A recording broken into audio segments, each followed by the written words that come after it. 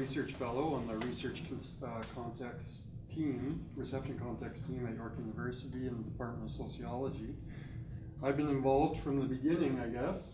When Chris arrived, his office was across the hall from my office at York. And somehow he pulled me into this. 200 participants later, here I am. And so I was involved in the first phase and the second phase. My role has been to lead the data collection on private sponsors. And that's consisted of interviews, focus group interviews with private sponsors. In the first phase, which was focused on a rural resettlement context, we interviewed 48 sponsors. And it was in that first phase where we started to discover that this association between pre-arrival contact and resettlement success, and hence the need for the second phase of the research. The second phase was focused on Syrian refugee resettlement in the GTA, as Chris mentioned, and no here detailed. And in these interviews, we still looked at the entire process of sponsorship, but really focused on the pre-arrival contact, whether there was any, if there was, what did it consist of, what sorts of things would you do differently next time if you had the option. And in this phase, we interviewed 45 sponsors. So there's the issue of resettlement success, which we've been grappling with from the beginning. And we recognized early on in doing the interviews, especially with the multiple players involved, agencies, refugees, sponsors, that resettlement success is multi-perspectival, it's emergent, it shifts over time. What sponsors think of as success before arrival can shift through the sponsorship. And what I found interesting, I kind of came to this in preparing for this talk, because I was more focused just on the sponsors. And sponsors, no matter how difficult or problematic or troubling the case, tended to see success in the sponsorship almost every time. I didn't come across any sponsors that said this was a total failure, even when it basically was. They still grasped onto, well, there was this, at least there was safety for them. They're safe now, even if they're upset and want to return. At least they're safe. And so this is consistent with the social psychological literature on self-enhancement and face-saving and self-protection. So maybe there's a connection there, but it's different than your participants, for example, that would say that no, this has not worked out at all. Yeah. Sponsors would always come back to, well, there was success, yes. So the analytic focus here, we don't consider, or at least I didn't approach the interviews with the idea that pre-arrival contact was some sort of panacea that would address all of the problems with the sponsorship process and achieving or enhancing resettlement success. But rather, what is happening when pre-arrival contact occurs that continues into the resettlement? What are the features, rather than thinking of pre-arrival contact as some sort of determinist, mechanistic, causal variable that just, if you talk to the sponsors before they arrive, you are guaranteed success. That's not the case. It's a certain type of contact, and it can work itself out in a variety of ways. So the types and modes of pre-arrival contact. Again, I'm going to be focusing on the sponsors' perspectives, not necessarily what we would agree with analytically or what the sponsor would agree with. So the types of pre-arrival contact, as Nohir mentioned, 3 broad groups: no contact, indirect or mediated contact by an agency representative, by a translator, by a relative that's already here, and direct contact. And note that these aren't necessarily mutually exclusive, because sponsorship is a process. Everyone begins with no contact. You might move to indirect or mediated contact, and then quite quickly to direct contact and shift back. Some sponsors pulled away once they got the information they needed, back to no contact, which I'll get into in a bit. The modes of communication we here covered: WhatsApp, phone, text, Facebook, email, and Skype. From a sponsor perspective, I don't think this was necessarily the case with the sponsor, but there's variable facility with each of these modes, especially when you're talking about retired Canadians in many of these groups who might not have a cell phone, might not have any facility with mobile applications, for example, and don't know how to use translators or WhatsApp. What is that, right? So that could be a potential inhibitor. There are also temporal dimensions. We're talking about the Syrian refugee crisis, and as most of us are aware, that the sponsorship process was fast-tracked during this period for many. So at times, sponsors only had a couple of weeks or a week notice before their family arrived. And so that would preclude any extended type of pre-arrival contact. But for others, it's more extended, and the normal is more extended periods of a year or 2 years. So I'll give you a couple of illustrative examples as I move through here. So here's an example of a short waiting period. Sponsor, quote, "There's a huge factor too, I think, which is the time factor. During the time we brought our family, sponsorship was happening for most within 3 or 4 months, and that made a huge difference. There wasn't even time to ask her, which house do you want? We had to move so fast. But now it is back to waiting like 2 years. So now if you don't keep in touch with them, you might lose motivation, get bored of waiting. Everyone's tired and you forget about them. But we didn't have time to forget about them. Everything had happened so fast." So notice that this sponsor is focused on the sponsor experience, not necessarily on the other end, about the sponsor getting frustrated or having uncertainty. But that in these shorter time periods, those could preclude pre-arrival contact. Here's an example of mediated contact, and part of doing this type of research is challenging some of the taken for granted assumptions we have about, well, if you have a relative here, then that is an excellent thing and you should have a successful sponsorship. And of course you want to direct the communication through that relative. But that's not necessarily, I have relatives I don't want to talk to. I'm sure you do as well. So, sponsor one, quote, "One mistake we made as a group was we spoke to the brother that was here in Canada more than the family. We assumed that the information was accurate. He can speak English and they can't. Because he helped with their application, we assumed he had their best interests in mind. That turned out to be somewhat incorrect." Sponsor two jumps in. Quote, "He did, you know. I think he did have their interests in mind, but you have your brother you haven't seen in 8 years. The first week is great, and so the family came and stayed with the brother. Brother said, everything will be fine, they can stay with me. You haven't seen him in 8 years. The first week is great. The second week is less great, maybe. And as time progresses, so it's natural." And then I asked, "Did the family express these issues to you?" Sponsor one said, "Yes, slowly when they arrived, because we were in touch with them. I used to take them to doctor's appointments and dentists and all those things. Slowly the family started to come out, especially the kids, because they were closer to us. Their English was better. Eventually they burst out one day, 'Our uncle is lying. We need to move out.'" And so relying on some of these mediators can be problematic as well. And another point is sometimes the mediator isn't here. It's one of the children in the family who can speak English. And so there's an undue burden and pressure for a young child or a teenager to be this conduit of information in the conflict zones at times. And the safety of the family is on that child's shoulders. And the sponsors really are, because the translation apps they aren't that effective. They're really leaning on the English-speaking context if they don't have an Arabic-speaking member. Okay, purposes or objectives for pre-arrival contact from the sponsor's perspectives. I divided them into 2 broad categories: reducing resettlement uncertainty and achieving intersubjective transactions of worth. So first, reducing uncertainty. Sponsors viewed pre-arrival contact as reducing uncertainty both for the sponsors and for the sponsored.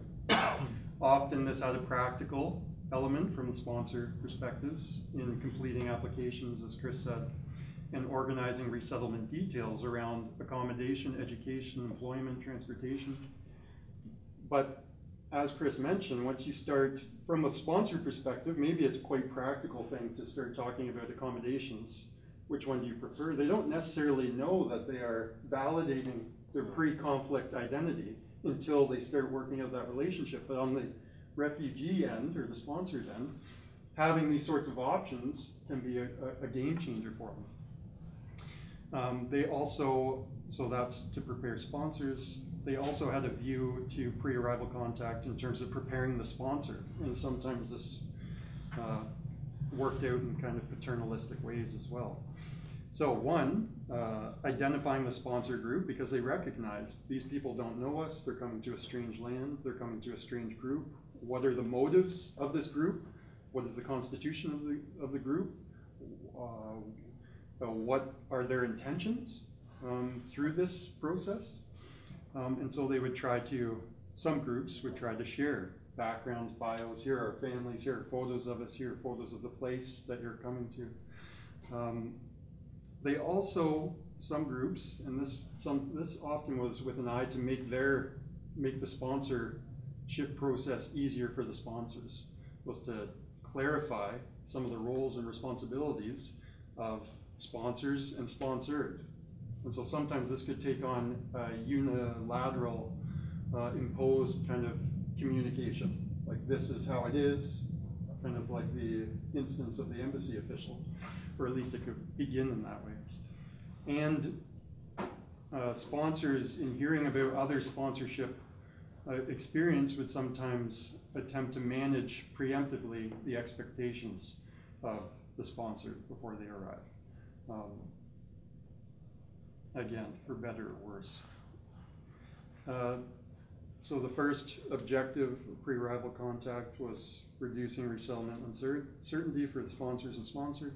The second, achieving what we've been calling intersubjective transactions of worth. Turner points out that in interactions, social interactions, there are 5 need states that must be met in order for people to have a sense of worth and trust in the other.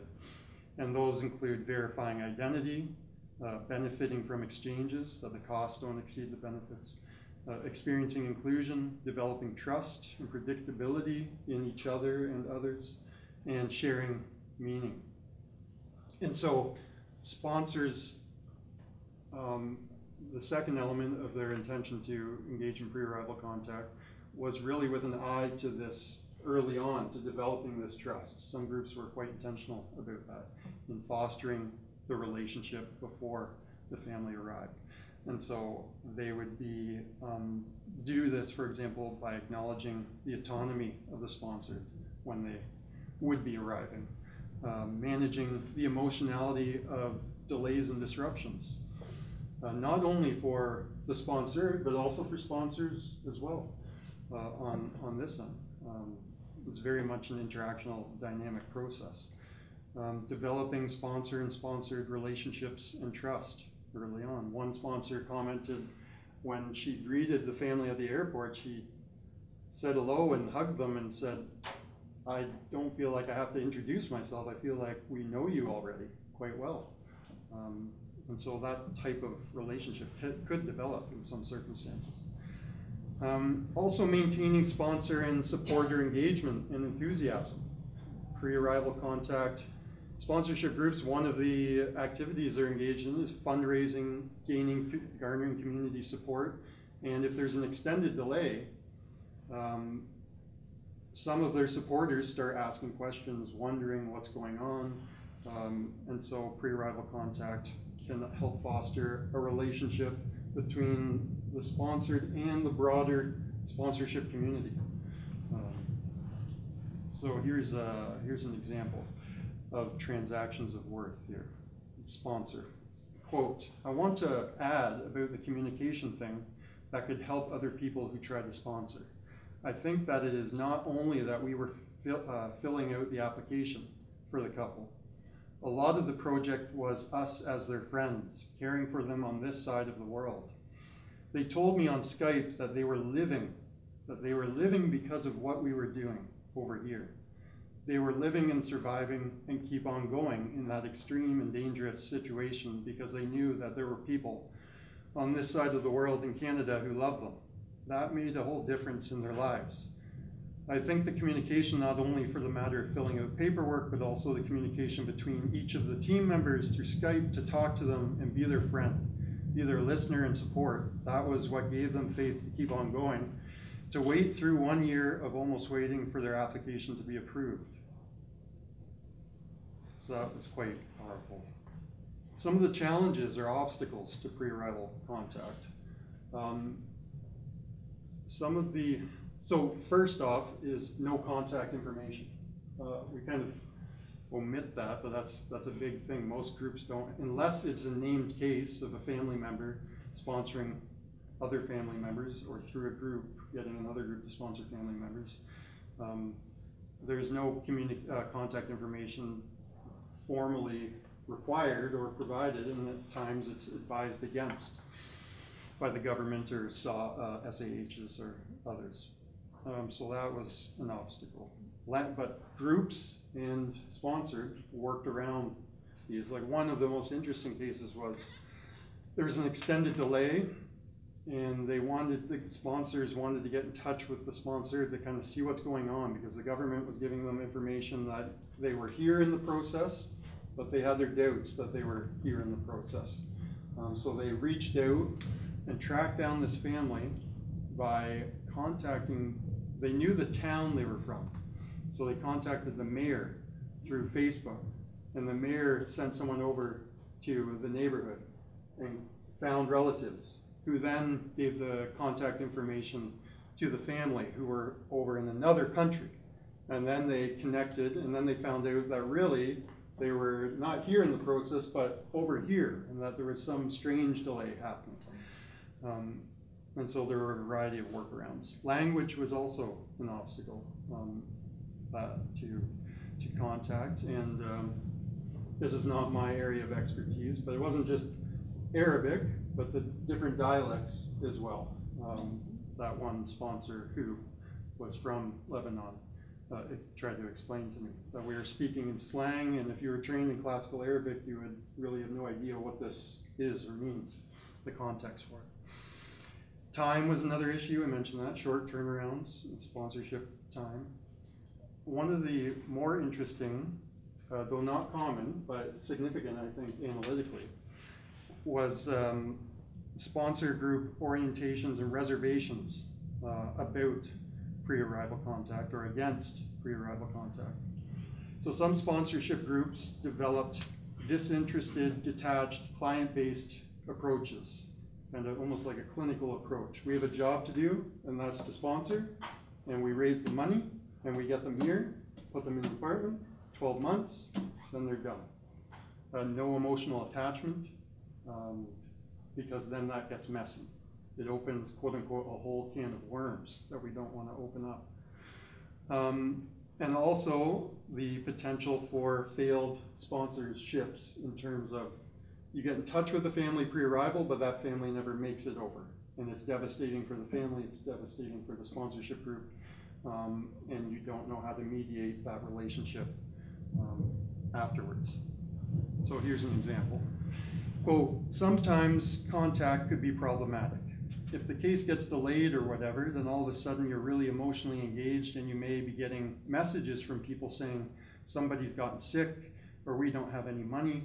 So I have a bit of ambivalence about pre-arrival contact, because I feel a lot like a lot of the sponsorship groups, the emotional turmoil you might want to minimize as much as possible. Otherwise they burn out. So very much focused on the sponsor experience. One of our big learnings from the problems we had with the first family, and this sponsorship group was quote unquote a serial sponsor who had sponsored 4 families in sequence. One of the big learnings we had from the problems with the first family, and it is based on some advice we got from another serial sponsor, was, You have a job to do here, which is to settle people. If you become friends with them, that's extra. But don't expect that, and don't get too emotionally involved.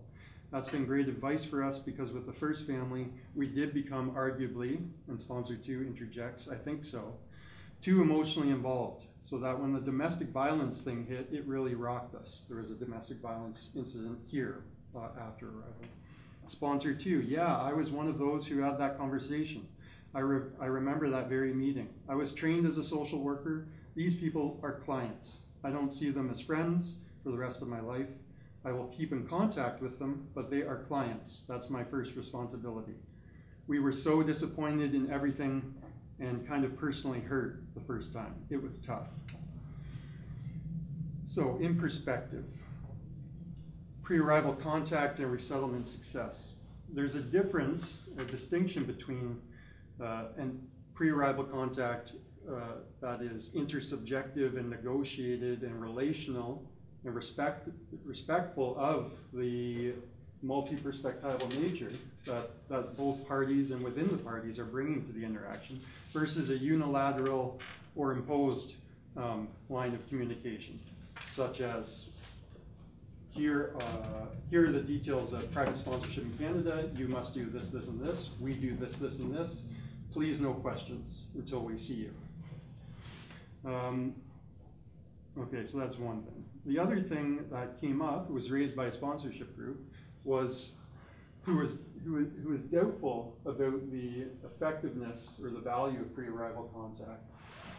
And this group member argued that those groups that tend to engage in pre-arrival contact, they already have the dispositions, the orientation that's going to lead to resettlement success. And it's really that orientation that's leading to resettlement success, not the pre-arrival contact. So the pre-arrival contact's not going to be necessary, because those groups would be successful anyway. So the argument is that the success of these groups has more to do with their broader approach rather than any presence or absence of pre-arrival contact. But this criticism or perspective is very much from a sponsor perspective, because as Nohir pointed out, it's not, pre-arrival contact isn't just about the sponsors, it's a relational thing. And you had some families who are very anxious and frustrated about the uncertainty, about who is sponsoring them, where they are going, what their lives are going to be like. So just because it makes it easier for the sponsorship group doesn't mean it's necessarily a good thing. So pre-arrival contact is a means, not an end. It can be an effective first step or tool for reducing resettlement uncertainty and developing a trust-based foundation for intersubjective transactions of worth. And this foundation, importantly, is one that continues into enduring resettlement. It's one that both parties continue to build on, as Chris mentioned earlier. That's it for me. Thank you, Arthur.